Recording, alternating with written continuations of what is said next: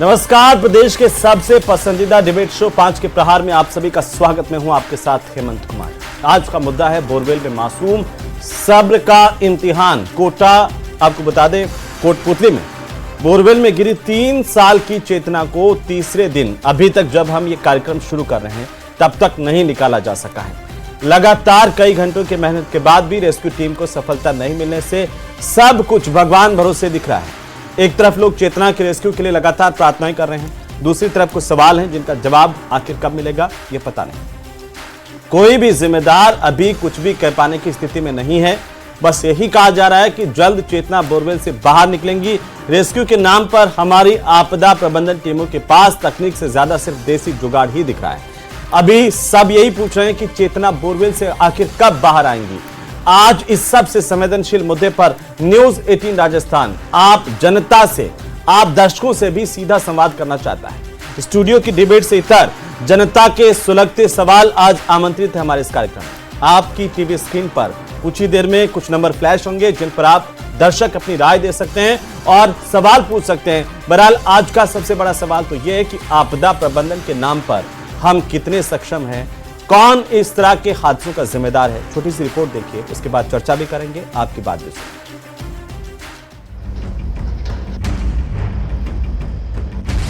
2 दिन बाद भी बोरवेल से नहीं निकाली जा सकी 3 साल की मासूम। 130 फीट पर फंसी है मासूम, पाइलिंग मशीन से खुदाई।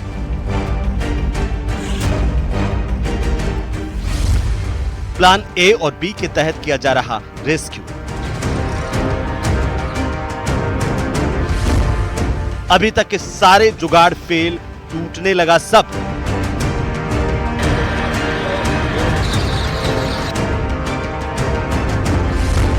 प्रशासन पर लापरवाही के आरोप। तो वहां पर प्रशासन की लापरवाही ये है कि प्रशासन जब एक कार्य रेस्क्यू ऑपरेशन स्टार्ट करता है तो शुरुआत में जो देसी जुगाड़ है उनका इस्तेमाल करता है। प्लान बी के ऊपर जाने में काफी टाइम लिया जाता है। बोरवेल में मासूम, सब्र का इम्तिहान। तो मासूम बोरवेल में है और सभी के सब्र का इम्तिहान है कि आखिर हम सबको कितना और ज्यादा इंतजार करना पड़ेगा। ये रेस्क्यू ऑपरेशन कब सफल होगा, कब तक इस तरह से बोरवेल से हादसे होते रहेंगे और इन हादसों का जिम्मेदार कौन है, ये सबसे बड़े सवाल हैं जो आप जनता के, आप दर्शकों के मन में भी है और साथ ही साथ ये सवाल जो है हम सबके सामने भी है कि इस तरह के हादसों से आखिर हम कैसे आगे आने वाले दौर में भी क्या निपट पाएंगे। क्या दौसा से हमने सीखा और क्या हम कोटपुतली के ये किरतपुरा ढाणी बड़ियावली के हादसे से सीख रहे हैं। अगर आपके पास खुले बोरवेल गड्ढों की जानकारी है, बोरवेल हादसे पर अपनी आप राय दे सकते हैं। इस तरह के हादसों से कैसे निपटें, क्या कुछ होना चाहिए, कमियां कहां पर है, तो आप दर्शक भी हमें अपनी राय दे सकते हैं और हमें कॉल कर सकते हैं, बता सकते हैं। हमारे नंबर आपकी टीवी स्क्रीन पर फ्लैश होने लग जाएंगे और नंबर भी मैं एक बार बता देता हूं, 01206401447 और इसके लिए आप हमें फोन कर सकते हैं, बात कर सकते हैं। हमारे साथ कुछ खास मेहमान भी हैं आज इस चर्चा में, उनका तारुफ करवा दूं आपसे। सबसे पहले भरत मेघवाल हमारे साथ हैं, कांग्रेस पार्टी के प्रवक्ता। हमारे साथ में एसपी मित्तल हैं, वरिष्ठ पत्रकार के तौर पर। अमित शर्मा हमारे साथ हैं, डिप्टी कंट्रोलर हैं सिविल डिफेंस के। कुछ ही देर में बीजेपी के प्रवक्ता भी हमारे साथ जुड़ेंगे, उनको भी ले लेंगे। और हमारे साथ हैं ग्राउंड जीरो से हमारे सहयोगी, किरतपुरा ढाणी बड़ियावली से जहां पर यह हादसा हुआ है, मौके पर मौजूद हैं हीरालाल। आप सभी का बहुत स्वागत है। सबसे पहले एक सवाल हीरालाल, अपडेट क्या है अभी तक? आज तीसरा दिन भी बीतने वाला है, स्थिति क्या है, कब निकलेंगी चेतना? मैं बताना चाहूंगा कि 50 घंटे से ज्यादा का समय बीत चुका है। जो मासूम चेतना है वो अभी भी बोरवेल में फंसी हुई है। एक एक जो सेकंड है उसकी सांस पे भारी है। लगातार जो रेस्क्यू ऑपरेशन है वो किया जा रहा है। जो प्लान ए और प्लान बी के तहत जो प्रशासन की जो योजना है उस बच्ची को रेस्क्यू कर बाहर निकालने की, वो कहीं ना कहीं लगातार उनकी कोशिश है जो की जा रही है। प्लान बी के तहत जो पाइलिंग मशीन यहाँ बुलाई गई थी, पाइलिंग मशीन का जो ड्रिलिंग का कार्य किया जा रहा था वो फिलहाल रोक दिया गया है। प्लान ए के तहत ही बच्ची को बाहर निकालने की जो कोशिश है उनकी तरफ से की जा रही है, क्योंकि जो एल बैंड रोड है, जो तो एल बैंड रोड तो पहले दिन से ही डाल रहे हैं। जब वो काम नहीं कर रही है तो आखिरकार अब कोई ना कोई रास्ता तो निकलना चाहिए ना। हीरालाल, क्या कह रहे हैं जिम्मेदार? जिम्मेदारों का ये कहना है कि जो रेस्क्यू ऑपरेशन में लगातार जुड़े हुए हैं, उनका कहना है कि जो रिंग उसमें डाली गई, तो उस रिंग में जो बालिका है फंसी है, उस बालिका को बाहर निकालने का, जो रिंग के सहारे से जो बालिका को निकालने की कोशिश है, तो उनकी कोशिश है कि बच्ची को उसी रिंग के सहारे निकाला जाए। हालांकि जो पाइलिंग मशीन है उसको यहाँ बुलाया गया था और ड्रिल भी की गई थी, करीबन 30 से 40 फीट का जो ड्रिल किया गया था, गड्ढा खोदा गया था, लेकिन फिलहाल उस काम को रोका गया है। क्योंकि सबसे बड़ा सवाल यह है कि जो जिस प्रकार से रेस्क्यू ऑपरेशन में देरी हो रही है, तो कहीं ना कहीं सवाल जो स्थानीय जो रेस्क्यू टीम में जुटे हुए जो मेंबर हैं, जो अधिकारी हैं, उनके काम पर सवाल नहीं, सवाल है प्रशासनिक व्यवस्थाओं पर। आखिर देश की सबसे बड़ी विडंबना है कि इतना बड़ा डिजास्टर जो आए दिन प्रदेश में देखने को मिलता है, क्योंकि दौसा में भी इस प्रकार की घटना हुई थी, आज कीरतपुरा में ये घटना घटित हुई है। इस तरह की जो घटनाएं हैं, इन डिजास्टर पर रोक लगाने के लिए ठीक है हीरालाल, नजर बनाए रखिए, वापिस से हम जानकारी लेते रहेंगे। हमारे साथ भारतीय जनता पार्टी के प्रवक्ता भी जुड़ चुके हैं, अटल खंडेलवाल जी, और आज अटल जी की जयंती भी है। अटल जी से हम जानेंगे कि आखिरकार कैसे इस तरह के हादसों पर रोक लगाएं, अभी ताजा स्थिति क्या है। डिप्टी कंट्रोलर सिविल डिफेंस भी हमारे साथ है, तो एक बार उनके पास में हम जाएंगे। अमित जी हमारे साथ है, तो अमित जी कहाँ कमी रह रही है? आपको लग रहा है कि आज तीसरा दिन भी बीतने को है और हम एक मासूम बच्ची को बोरवेल से नहीं निकाल पा रहे हैं? 21वीं सदी, तमाम बातें, सिविल डिफेंस और डिजास्टर मैनेजमेंट, आपदा प्रबंधन। देखिए सर, बात ये नहीं है कि जितने भी जो रेस्क्यू एजेंसीज हैं या जो रिस्पॉन्सिव एजेंसीज हैं उन्होंने रिस्पॉन्स नहीं किया, ऐसा नहीं होता। दरअसल देखिए, ये जब शुरुआत, मैं आपको थोड़ा सा रोकना चाहता हूं। इस वक्त हमारे दर्शक हमारे साथ जुड़े हैं, मीना कुमार चित्तौड़गढ़ से हमें फोन कर रहे हैं। मीना जी, बहुत स्वागत है आपका। क्या कहना चाहते हैं आप?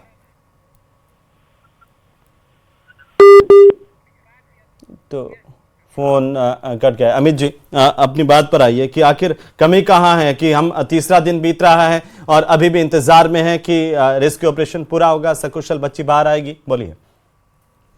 देखिए यहाँ पर दो चीजें इंपॉर्टेंट थी, जिनमें पहली चीज तो ये थी, जब बच्ची शुरुआत में गिरी थी तो 15-20 फीट पर ही थी उस वक्त, और उस वक्त घर वालों ने उसके लिए प्रयास किया, और वो जो प्रयास था वो दरअसल अपने स्तर पर उन्होंने किया, और जितनी उनकी जानकारी थी शायद उसी अकॉर्डिंग उन्होंने किया। और वो अगर उस वक्त प्रयास नहीं होता तो शायद बचने के चांसेस उससे ज्यादा होते हैं, क्योंकि जब हम किसी चीज के बारे में नहीं जानते हैं और फिर हम प्रयास करें तो निश्चित रूप से कहीं ना कहीं हमारे को उससे हानि हो जाती है। Let it. फिर भी थोड़ा सा अमित जी आपको फिर रोक रहा हूँ, हमारे साथ में एक और दर्शक हैं, डोंगरा राम जी, हैदराबाद से मैं फोन कर रहे हैं। डोंगरा राम जी, क्या कहना चाहते हैं इस हादसे को लेकर? आप बोलिए। हेलो, हाँ बोलिए, हम सुन रहे हैं सब। आवाज बराबर नहीं। उधर 500 तहसील में माचाराम है सुतार करके, वो देसी जुगाड़ से निकाल रहा है जी। जालोर में माधोराम जी बीन माल के हैं, मैं जानता हूं जी, और उन्होंने कई केसेस में निकाला है बच्चों को, लेकिन इसके बावजूद मुझे नहीं पता है कि कोटपुतली के प्रबंधन ने उनसे संपर्क किया है, नहीं किया है।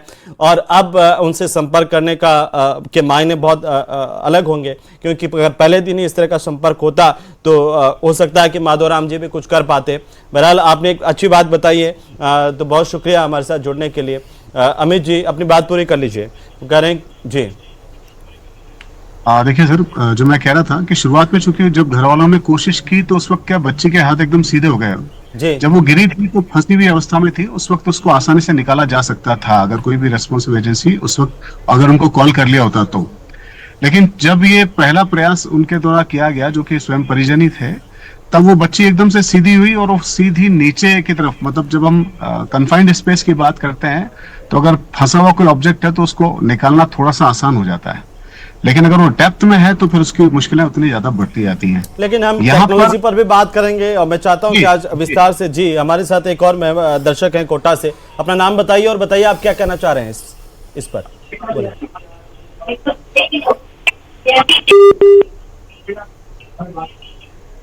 हम सब आपको सुन रहे हैं, आप अपना नाम बताइए और अपनी राय रखिए।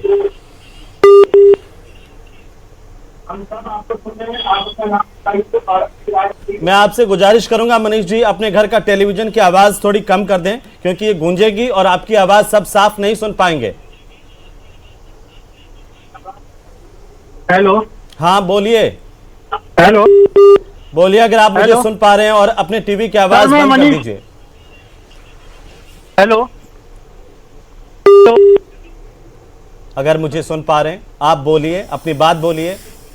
कुछ तकनीकी खामी आ रही है, नहीं सुन पा रहे हैं वो, और उनके आवाज़ को अगर वापस से फ़ोन करेंगे फिर से ले लेंगे। लेकिन अमित शर्मा जी एक बात कर रहे थे कि तकनीक, मैं बात कर रहा था तकनीक में हम क्यों पिछड़े हुए हैं, क्यों बार बार 3 दिन से एक ही चीज़ जुगाड़, देसी जुगाड़ कर रहे हैं। देखिए यहाँ पे 2 दिक्कतें आ रही हैं जो कि मैंने देखा भी और महसूस भी किया है, खास तौर से चूंकि देखिए मिट्टी जो है वो गीली है अंदर से और दोमट और चिकनी टाइप मिट्टी है दरअसल ये। इसमें जैसे ही कैमरा जब डाला जाता है तो कैमरे के बाद जैसे ही वो थोड़ा नीचे जाता है तुरंत हल्की सी मिट्टी, क्योंकि जब आप कोई भी ऑपरेशन करते हैं निश्चित रूप से तो मिट्टी उसमें आपदा हल्की सी। प्रबंधन इसीलिए तो जरूरी है सर कि कैसी भी परिस्थितियां हो हम तकनीक का सहारा लेकर के तुरंत इन स्थितियों से निपट सकें। इसीलिए जरूरी है कि तकनीक का सहारा लें। एक जयपुर से हमारे दर्शक हैं, उसके बाद मैं आगे बढ़ूंगा। जी आप बोलिए, अपनी राय रखिए, क्या कहना चाहते हैं आप, क्या नाम है आपका? महेंद्र जी आप मुझे सुन रहे हैं, अपनी राय रखिए, आप क्या कहना चाह रहे हैं? हेलो, हाँ बोलिए, हम सुन रहे हैं आपको। महेंद्र चौधरी जी बोलिए। सर आपकी आवाज टीवी पे सुन पा रहा हूँ, फोन पे नहीं सुन पा रहा मैं। तो हेलो? मेरी आवाज आप फोन से नहीं सुन पा रहे हैं, ये समस्या है हमारे दर्शकों के सामने। हेलो? हाँ, हाँ, लेकिन तो हम मैं आपकी आवाज कहना सब चाह सुन रहा रहे हूँ, हैं, जो भी बोलिए छोटे आप। बोरवेल पड़े हैं, जो भी रेस्पॉन्सिबल पर्सन है। जी हेलो, हाँ मैं ये कहना चाह रहा हूँ, रेस्पॉन्सिबल पर्सन है जिसने भी खुला छोड़ा है बोरवेल, उसके अगेंस्ट कुछ ना कुछ एक्शन होना चाहिए। एटलीस्ट रेस्पॉन्सिबिलिटी तो उस आदमी के अगेंस्ट। जी ठीक है, शुक्रिया। मैं मेहमानों से जानूंगा। मित्तल साहब एक बहुत महत्वपूर्ण बात कही है महेंद्र चौधरी जी ने कि एक्शन होना चाहिए जिन्होंने खुला छोड़ा है। लापरवाही नहीं है तो अपराध है, क्योंकि हमारे बच्चों की जान ले रहा है। बाकायदा सुप्रीम कोर्ट ने गाइडलाइन बनाई हुई है, गाइडलाइन का पालन नहीं हो रहा, ये हादसे हो रहे हैं, तो जिम्मेदार कौन है सर? देखिए अहमद, महेंद्र जी ने बिल्कुल सही कहा कि जिन लोगों ने इसको खुला छोड़ा है सबसे पहले उनके खिलाफ कार्रवाई होनी चाहिए। हम देखते हैं कि ऐसे कई मामले में, अभी आपकी रिपोर्ट में बताया गया कि इस साल भी क्या नाम से 6 ऐसे हादसे राजस्थान में हुए हैं और अधिकांश के अंदर क्या नाम से उन बच्चों को निकाला नहीं जा सका है। तो ऐसी स्थिति के अंदर जब तक आप कोई सख्त कार्रवाई नहीं करेंगे, मैं कहता हूँ 2 लोगों के खिलाफ तो कम से कम सख्त कार्रवाई होनी चाहिए। एक उसने जिसने इसको खोदा है, जिस कंपनी ने, जिस संस्था ने इसको खोदा है, जिस जो ट्यूबवेल खोदने वाली जो क्या नाम से कंपनी है, जो फर्म है, उसने खोदा है, उसके खिलाफ कार्रवाई होनी चाहिए, क्योंकि उसने खोदने के बाद उसको खुला छोड़ दिया। मित्र साहब मैं थोड़ा सा रोक रहा हूं। संजय जी हमारे पास फोन कर रहे हैं, कोटपुतली से हमारे दर्शक हैं। संजय जी आप क्या कहना चाहते हैं, जल्दी से अपनी बात रखिए।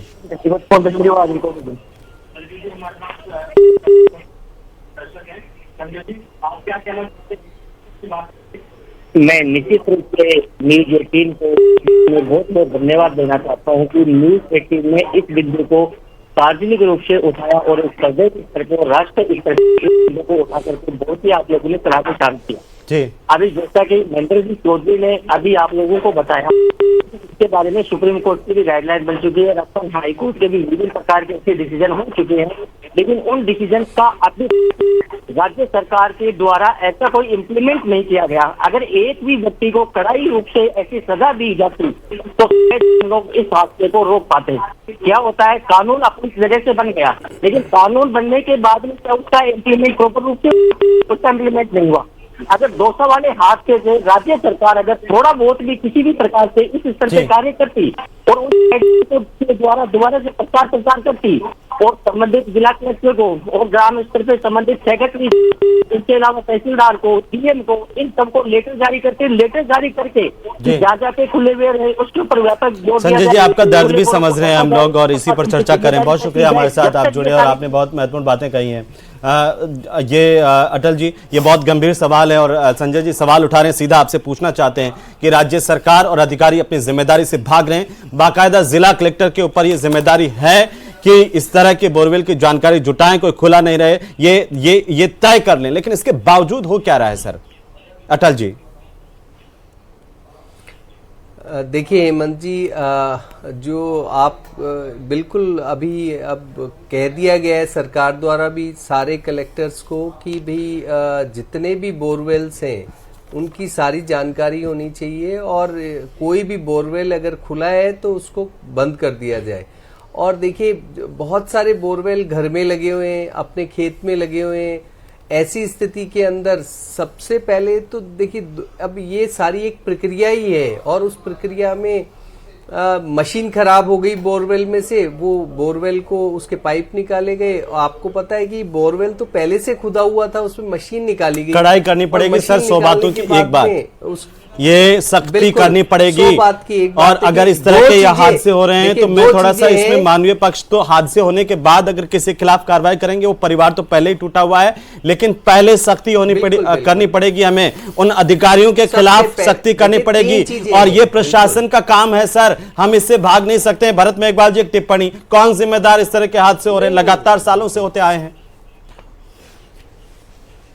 देखिए मुझे लगता है कि सरकार और प्रशासन इसमें सबसे बड़े भागीदार हैं। उनकी जो नाकामी है, उनकी जो लापरवाही है वो है। 2024 के अंदर जिस तरीके से न्यूज 18 राजस्थान ने भी बताया कि 6 हादसे हुए, उसके बावजूद भी ये सरकार सबक नहीं ले पाई।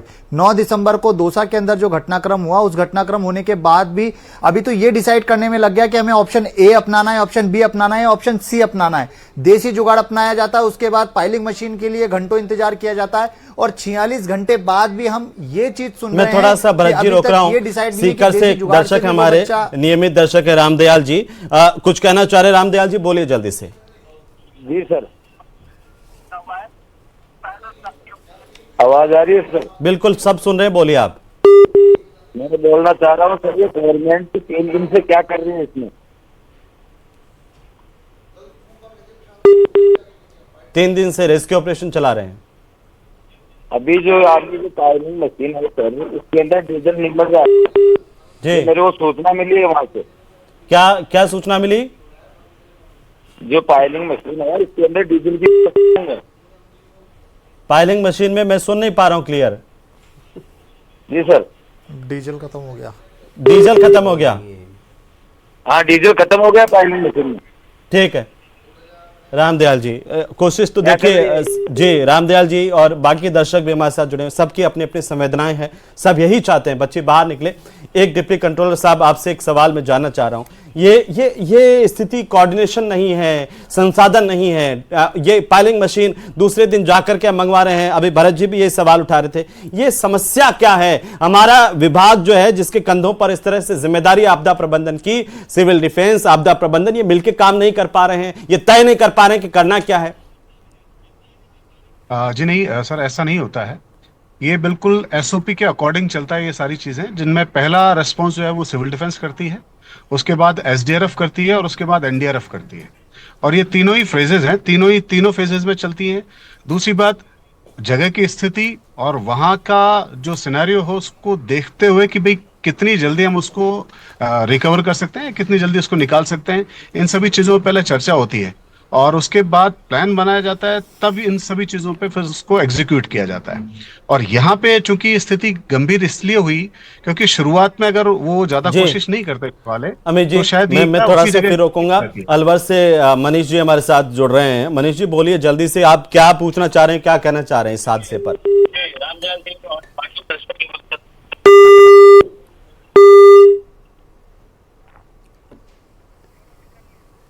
तो लगता है उनका संपर्क टूट गया है। अमित जी, आप कह रहे हैं एसओपी होती है, लेकिन आप देखिए इस एसओपी में क्या ये लिखा था कि 3 घंटे तक तो हमारी टीमें नहीं पहुंच पाएगी, 3 घंटे बाद जब हम रेस्क्यू ऑपरेशन शुरू करेंगे तब दूसरे दिन पाइलिंग मशीन बुलाएंगे, फिर तीसरे दिन पाइलिंग मशीन के काम को रोक देंगे, फिर ये सोचेंगे तीसरा दिन शाम होते होते कि वहां पर देसी जुगाड़ी काम कर जाए। ये सवाल तो इसलिए उठ रहे हैं ना सर? के बारे में मैं एक चीज और आपको बताना चाहूंगा। देखिए, जब व्यक्ति अपना प्रयास करता है तो निश्चित रूप से वो प्रशासन को सूचना थोड़ा लेट देता है, वो एकदम से तो सूचना देता नहीं है। जैसे ही वो सूचना आती है, क्योंकि ये कंट्रोल रूम, अब जैसे यूं आप इसको समझिए कि कोटपुतली की घटना है और अगर जयपुर से कोई टीम भिजवाई जानी है या अजमेर से कोई टीम भिजवाई जानी है तो निश्चित रूप से उसको आने में टाइम लगता है। जयपुर से कोटपुतली जाने में कितना टाइम लगता है मनीष जी? हर आम आदमी का सवाल है, छोटा सा। जी बिल्कुल, आप देखिए, जाने का मतलब ये नहीं कि हम आपको सीधा जो है बस में बैठे या अपनी गाड़ी उठाई और हम निकल गए। निश्चित रूप से घटना कौन सी है उसके लिए इक्विपमेंट पहले अगर आपदा प्रबंधन इक्विपमेंट में आधा घंटा सेटल करने में लगा है तो वो आपदा प्रबंधन नहीं है सर, उस पर हमें गौर करने की जरूरत है। ओम प्रकाश जी एक हमारे दर्शक हैं, उनका सवाल ले लेता हूं, फिर मैं वापस डिबेट पर आऊंगा। ओम प्रकाश जी बोलिए, क्या कहना चाहते हैं? हाँ, ये अभी बोल रहे थे सर कि पहले एसडीआरएफ ने किया, एनडीआरएफ ने किया, ये सब बातें गलत है। ये बैठे बैठे बातें ही करते रहेंगे या कुछ आगे करेंगे? ये क्या है, प्लान बनाते रहते हैं, तब तक उस बच्चे की जान निकल जाएगी। हर केस में ऐसा होता आ रहा है। ओम प्रकाश जी, आपकी बात ठीक है, और हर एक आम आदमी जो है इस परेशानी घड़ी में ये लोग क्या है, बनते रह गए अब तक, जबकि रेस्क्यू किया ही नहीं इन्होंने सही तरीके से। अमित जी जवाब दीजिए। अमित जी भ्रष्ट तंत्र है ये प्रशासन, बिल्कुल ठीक है। अमित जी जवाब दीजिए आप प्लीज थोड़ा सा। देखिए सर, मैं उनकी भावनाओं की कदर करता हूँ। निश्चित रूप से जो बच्ची है इस वक्त हम सभी उसके प्रति संवेदना रखते हैं, नो डाउट। लेकिन जो प्रक्रिया है वो यही है कि जितना जल्दी हो सके उस स्थान पर पहुंचने की कोशिश की जाती है, चाहे वो कोई भी टीम हो, कोई भी रिस्पॉन्सिव एजेंसी हो।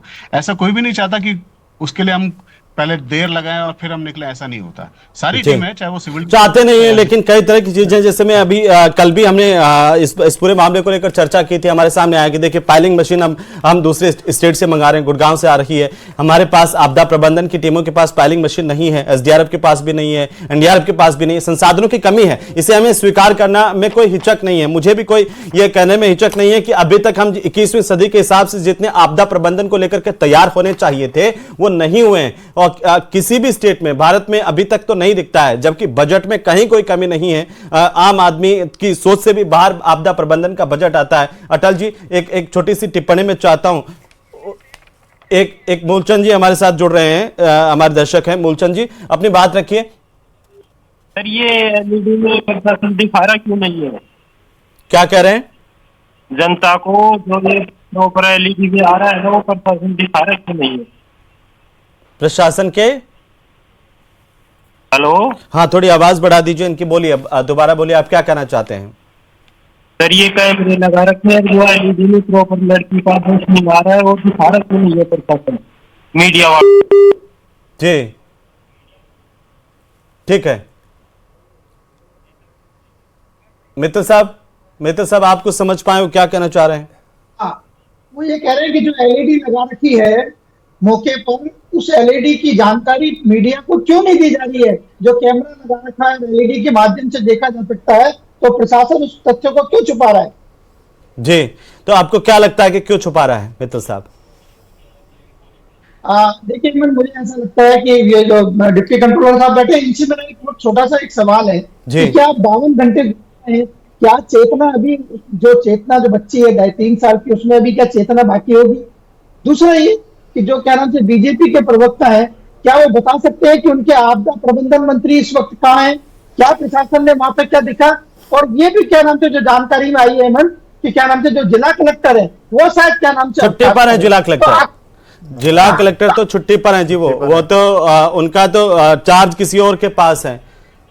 और यही मैं कह रहा हूं कि क्या जितनी गंभीरता, और सुप्रीम कोर्ट ने अपनी गाइडलाइन में कहा कि जिला कलेक्टर्स की जिम्मेदारी होगी इस तरह से, अगर कोई खुला है बोरवेल और उनको ये गाइडलाइन को पालना करवाने की जिम्मेदारी जिला कलेक्टर्स की होगी। हमारे जिला कलेक्टर कितने गंभीर है ये पता नहीं है, लेकिन ये लिखा है सुप्रीम कोर्ट के गाइडलाइन में कि जिम्मेदारी पालन करवाने की जिला कलेक्टर की होगी। वे सुनिश्चित करेंगे कि केंद्रीय या राज्य एजेंसी के साथ साथ सर्वोच्च न्यायालय द्वारा जारी मार्गदर्शिका का सही तरीके से पालन हो, गलतियां करने वालों पर तत्काल कार्रवाई की जाए। इतने गलतियां करने वाले हो गए कि अभी तक मुझे तो नहीं लगता किसी एक पर भी कार्रवाई होगी या हुई है। अटल जी, बहुत महत्वपूर्ण सवाल मित्तल साहब ने उठाया, मैं चाहता हूं संक्षेप में आप इसका जवाब दें।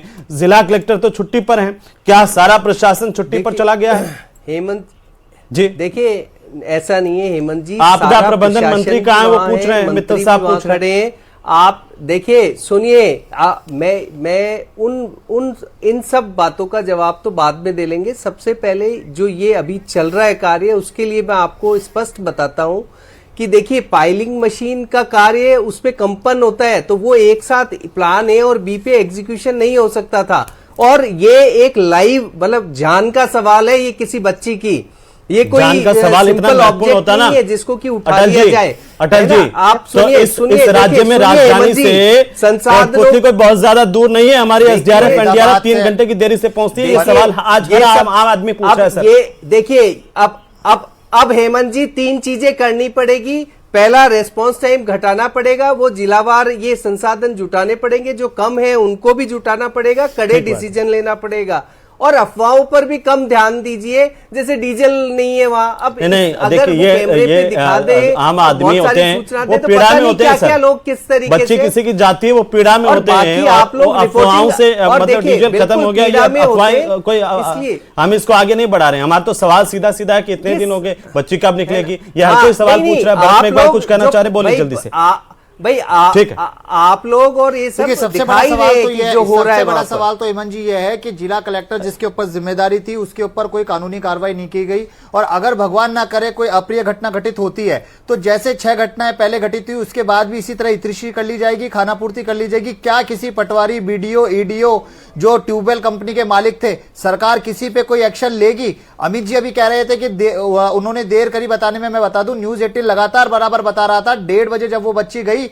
उसके बाद पुलिस प्रशासन को, मेडिकल विभाग को, सबको सूचित कर दिया गया था। रात के 9:30 बजे बाद वहां से देसी जुगाड़ को अपनाकर वहां पर रेस्क्यू ऑपरेशन शुरू किया गया। 6 घंटे से तो लेट हम हो गए रेस्क्यू ऑपरेशन को शुरू करने में, उसके बाद भी सरकार, ये तो सबको ही सोचने वाली बात है, ये तो हर किसी ने सोचने वाली बात है। बिल्कुल संक्षेप में अटल जी, जिम्मेदारी तय करनी पड़ेगी। ऐसी जगह अगर आप परिवार के ऊपर, अगर आप परिवार के ऊपर, और देखिए हम तो आम जनता के सवाल ही उठा सकते हैं। अब स्टूडियो में बैठ करके मैं तो क्या ही कर सकता हूँ इससे ज्यादा कि लोगों के सवाल पूछे प्रशासन से। एक छोटी सी टिप्पणी, हीरालाल क्या चल रहा है वहां पे, कोई उम्मीद जगी है अब कितनी देर के अंदर बच्ची निकल जाएगी? सब चारों तरफ से यही सवाल है, लापरवाही तो है ही है। जी बिल्कुल, देखिए मैं बताना चाहूंगा कि रेस्क्यू ऑपरेशन है जो लगातार जारी है, जो प्लान ए और प्लान बी के तहत जो यहाँ जो रेस्क्यू अधिकारी है, जो प्रशासनिक अधिकारी है, उनकी जो कार्य योजना है, तो उनकी सर्वप्रथम जो सबसे पहले प्रायोरिटी है कि बच्ची को सुरक्षित बाहर निकाला जाए, तो यही प्राथमिकता है। और हम सब भगवान से ये प्रार्थना भी करते हैं और ये उम्मीद भी करते हैं कि हमारी एसडीआरएफ, एनडीआरएफ और जो रेस्क्यू टीमें हैं वो उनको सफलता मिले। उम्मीद की जानी चाहिए कि खबर जल्दी आए। बहुत शुक्रिया आप दर्शकों का और आप मेहमानों का भी चर्चा में शामिल होने के लिए। नमस्कार।